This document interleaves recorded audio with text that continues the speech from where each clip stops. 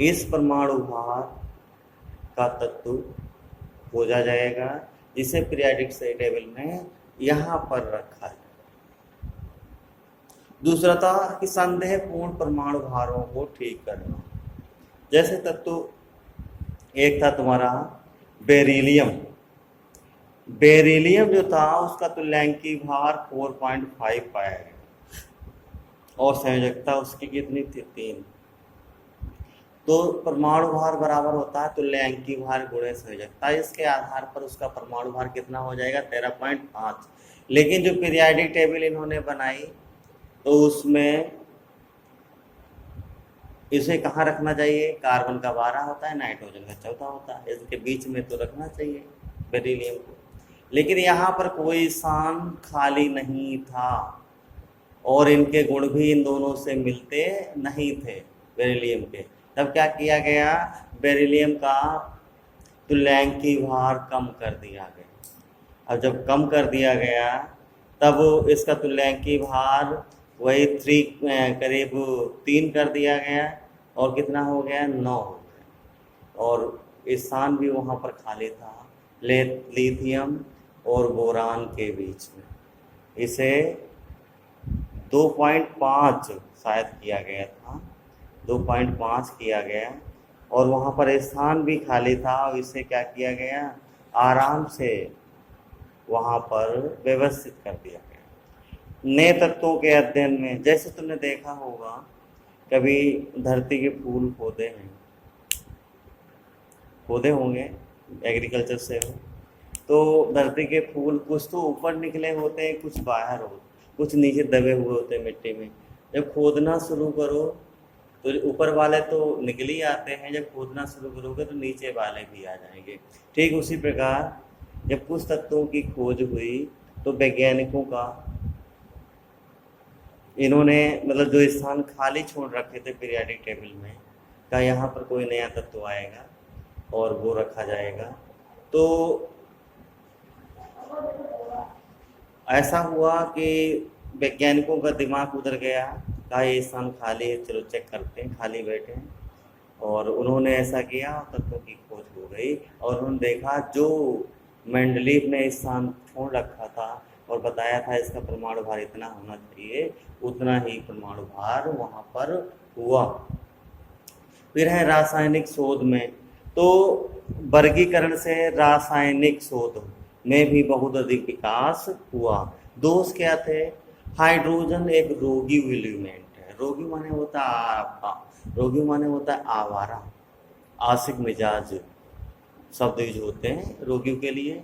तो ये रोगी एलिमेंट है हाइड्रोजन, और इसके गुण प्रथम वर्ग के तत्व जो होते हैं क्षार धातु उनसे भी समानता प्रदर्शित करता है, और 7वें वर्ग के जो हैलोजन तत्व होते हैं उनसे भी समानता प्रदर्शित करता है।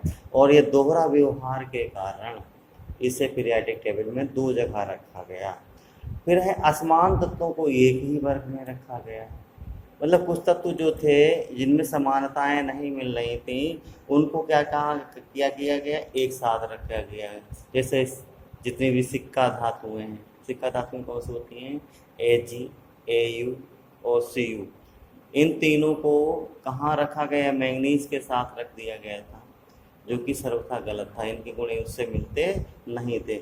और समान तत्वों को क्या किया गया? जब असमान तत्वों को एक साथ रखा गया तो अगला पॉइंट हो जाएगा समान तत्वों को भिन्न भिन्न वर्ग में रखा गया।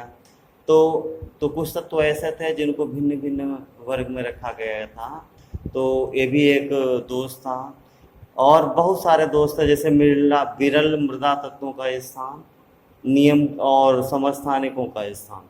समस्थानिकों का स्थान जो था वो भी पीरियोडिक टेबल में नहीं दिया गया था। तो परमाणु भार के आधार पर समस्थानिक जो होते थे उनके स्थान मिलने चाहिए थे, लेकिन ऐसा कोई जगह छुट्टी नहीं थी, तो ये भी गलत था। फिर आया बेटा आधुनिक आवर्त नियम, जिसे संशोधित मेंडलीव की आवर्त सारणी भी कहते हैं, और इसे आधुनिक आवर्त तालिका भी कहते हैं, आधुनिक आवर्त नियम भी कहते हैं। इसके प्रतिपादक सिर्फ मोसले, और इसको अंग्रेजी में कहते हैं मोजले। जब मोजले वर्ड आता है तो तुम लोगों को खुशी का ठिकाना नहीं रहता है।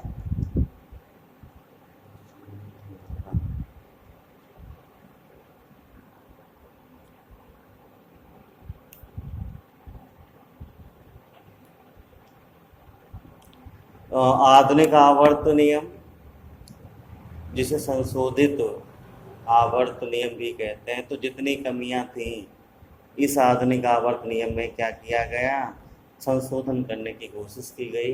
और इसे संशोधन किसने किया? मोसले। मोसले ने क्या किया? सबसे पहले उन्होंने बिल्कुल कायाकल्प कर दिया। सबसे पहले कह दिया कि तत्वों के भौतिक व रासायनिक गुण उसके परमाणु क्रमांक या परमाणु संख्या के आवर्ती फलन होते, ना कि परमाणु भार के।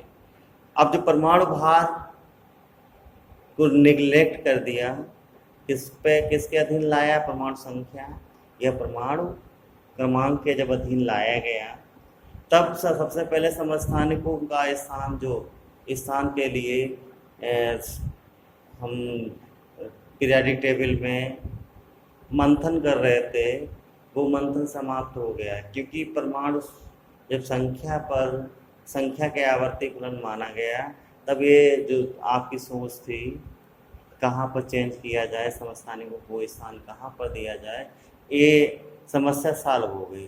क्योंकि समस्थानिकों के परमाणु क्रमांक सारे समस्थानिकों के परमाणु क्रमांक क्या होते हैं? समान होते हैं, उन्हें एक ही स्थान दिया गया। जैसे हाइड्रोजन के 3 समस्थानिक, प्रोटियम, ड्यूटेरियम और ट्राइटियम, तीनों के परमाणु क्रमांक क्या होते हैं? एक ही होते हैं।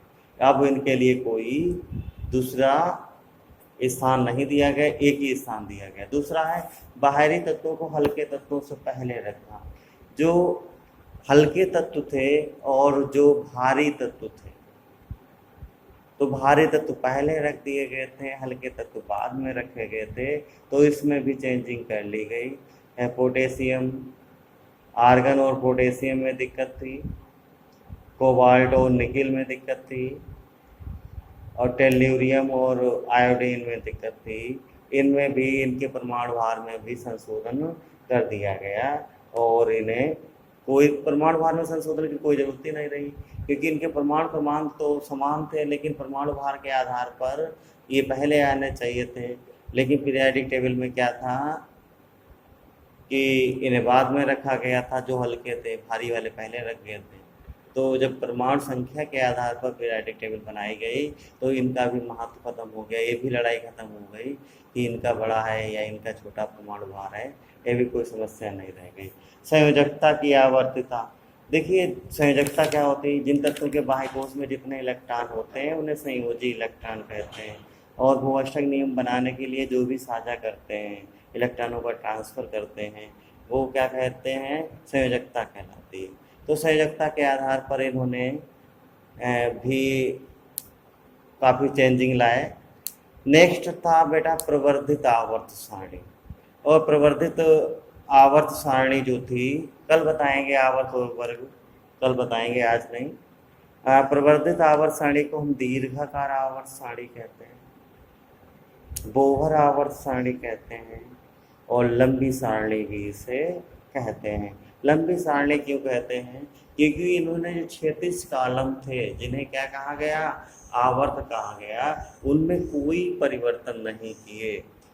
क्या किया भैया? कोई परिवर्तन